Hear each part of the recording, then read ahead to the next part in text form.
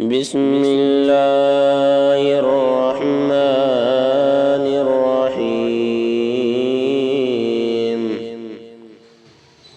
آمن الرسول بما أنزل إليه من ربه والمؤمنون كل آمن بالله وملائكته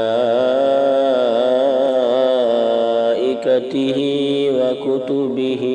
ورسله لا نفرق بين أحد من رسله وقالوا سمعنا وأطعنا غفرانك ربنا وإليك المصير لا يكلف الله نفسا إلا وسعها لها ما كسبت وعليها ما اكتسبت ربنا لا تؤاخذنا إن نسينا أو أخطأنا ربنا ولا تحمل علينا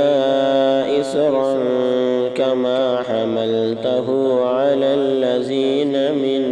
قبلنا ربنا ولا تحملنا ما لا طاقة لنا به واعف عنا واغفر لنا وارحمنا